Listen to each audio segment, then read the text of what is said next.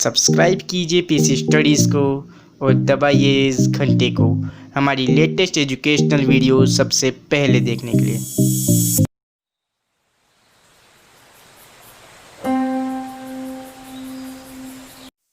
ये है sectors of Indian economy का पार्ट 3। तो 1970 से लेकर 1971 तक इंडिया की जीडीपी में सबसे ज़्यादा पार्ट था प्राइमरी सेक्टर का और सेकेंडरी और टर्शरी सेक्टर की जीडीपी ऑलमोस्ट सेम। 2011-12 तक तीनों भी सेक्टर्स की जीडीपी बहुत ज़्यादा बढ़ी, पर इस बार फर्स्ट पे टर्शरी था, सेकेंड पे सेकेंडरी और थर्ड पे प्राइमरी सेक्टर। तो ऐसा क्या हुआ कि टर्शरी सेक्टर फर्स्ट नंबर पे आ गया और इंडिया की जीडीपी में टर्शरी सेक्टर का रोल इतना ज़्यादा बढ़ गया। तो इसका फर्स्ट रीजन ये है कि hospital, schools, police station, army, courts, banks, transport, post office etcetera ये सब टर्शरी सेक्टर में आते हैं और इन्हें बेसिक सर्विस समझा जाता है और गवर्नमेंट ने इन सब पे बहुत ज्यादा ध्यान दिया और इन सब को डेवलप किया। सेकंड रीजन, प्राइमरी और सेकेंडरी सेक्टर बहुत ज्यादा डेवलप्ड हुए हैं और क्योंकि ये सब सेक्टर्स इंटरडिपेंडेंट होते हैं, जैसा हमने हमारी प्रीवियस वीडियो में देखा था, तो इन दोनों सेक्टर्स के डेवलपमेंट का फायदा टर्शरी सेक्टर को भी मिला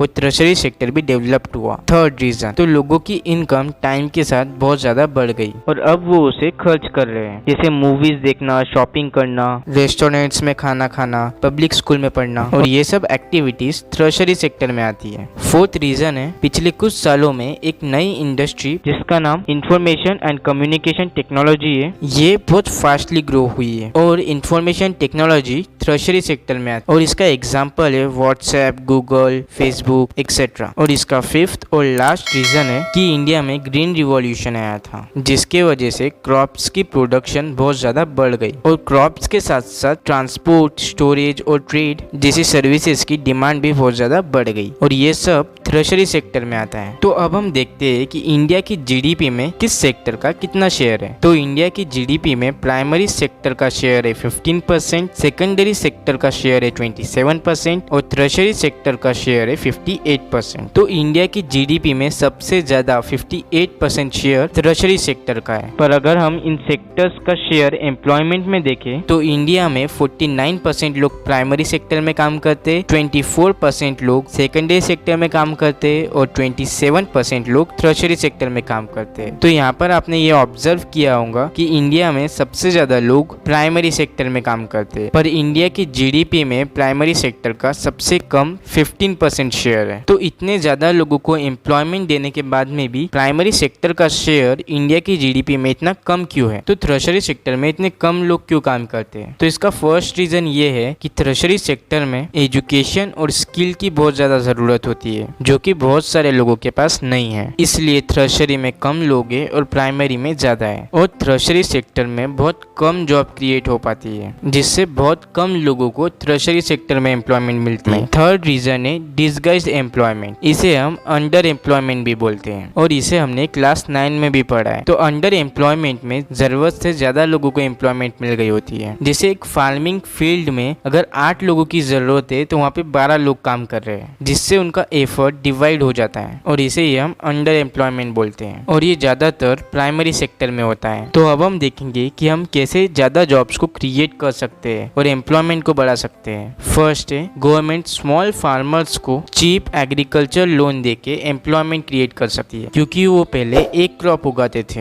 अब वो लोन के पैसों से ट्यूबवेल, फर्टिलाइजर्स और अच्छे टूल्स को लेकर पूरे साल में 2-3 क्रॉप उगाएंगे और पूरे साल एम्प्लॉयड रहेंगे। सेकेंड, गवर्नमेंट हर विलेज को रोड से कनेक्ट कर सकती है, जिससे ट्रांसपोर्टेशन में बहुत ज्यादा प्रॉफिट होगा और इसमें काम करने वाले लेबर्स को एम्प्लॉयमेंट मिलेंगी। Third, government semi rural areas में फैक्ट्री सेटअप करके एम्प्लॉयमेंट दे सकती है। जैसे अगर कहीं बहुत ज्यादा कॉटन ग्रो हो रहा है तो वहाँ पर गवर्नमेंट टेक्सटाइल इंडस्ट्री को सेटअप कर सकती है, जिससे फार्मर्स का काम भी इजी हो जाएगा और काफी सारे लोगों को एम्प्लॉयमेंट भी मिलेंगी। फोर्थ, जैसे हमें पता है कि इंडिया में बहुत बड़ी यंग पॉपुलेशन है, पर इसमें से सिर्फ 52% 10% बच्चे ही स्कूल्स या कॉलेज जा पाते हैं और प्लानिंग कमीशन के हिसाब से इंडिया में बहुत सारे स्कूल्स और कॉलेजेस की कमी है। तो अगर गवर्नमेंट उसे बना दे तो 20 लाख से भी ज्यादा लोगों को एम्प्लॉयमेंट मिल सकती है और इससे इंडिया के एजुकेशन सिस्टम में भी बहुत ज्यादा प्रॉफिट हो सकता है। फिफ्थ, तो जैसा कि हमें पता है कि इंडिया में टूरिज्म बहुत ज्यादा है। हर साल बहुत सारे फॉरेनर्स इंडिया में घूमने आते हैं। अगर इंडिया टूरिज्म में ध्यान दे तो 35 लाख से भी ज्यादा जॉब्स क्रिएट की जा सकती है, पर ये सब लॉन्ग टर्म है और इन सब के लिए 15 to 20 ईयर्स लगते हैं और इंडिया में गवर्नमेंट होती है सिर्फ 5 ईयर्स के लिए